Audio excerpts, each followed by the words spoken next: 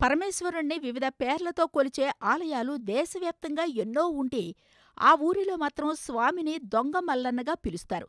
జగిత్యాల జిల్లా గొల్లపల్లి మండలం మల్లన్నపేట గ్రామంలో డిసెంబరు నెల వచ్చిందంటే చాలు ఊరు మొత్తం పండుగ వాతావరణంతో కలకళ్లలాడుతుంది. ఎందుకంటే ప్రసిద్ధిగాంచిన దొంగ మల్లన్న స్వామి ఆలయం ఇక్కడే కొలువై ఉంది.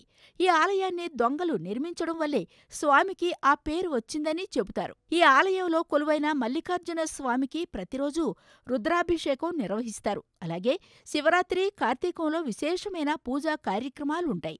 మార్గశిరమాసంలో అంగరంగ వైభవంగా నిర్వహించే కళ్యాణంలో, జాతరలో పాల్గొనేందుకు వేల సంఖ్యలో భక్తులు తరలివస్తారట. సాధారణంగా ఆలయాలను రాజులు లేదా భక్తులు కట్టిస్తారు. కాని ఎక్కడా లేని విధంగా ఈ శివాలయాన్ని ఇద్దరు దొంగలు, అది ఒక్క రాత్రిలో నిర్మించారని కథ. ఒకప్పుడు ఇద్దరు దొంగలు మల్లన్నపేట గ్రామానికి వెళ్లి ఆవుల్ని దొంగిలించారట. ఆ విషయం ఎవరికీ తెలియకుండా తాము తప్పించుకోగలిగితే గుడి కట్టిస్తామంటూ అక్కడే ఉన్న శివలింగానికి మొక్కుకున్నారట. కాసేపటికి విషయం తెలిసి కొందరు దొంగల్ని వెంబడించినా ఆవుల రంగు మారిపోవడంతో వాళ్లు వెనక్కి వెళ్ళిపోయారట. దాంతో దొంగలు తాము మొక్కుకున్నట్టుగానే ఒక్క రాత్రిలోనే తమకు తోచినట్టుగా స్వామికి ఆలయాన్ని నిర్మించి పారిపోయారట.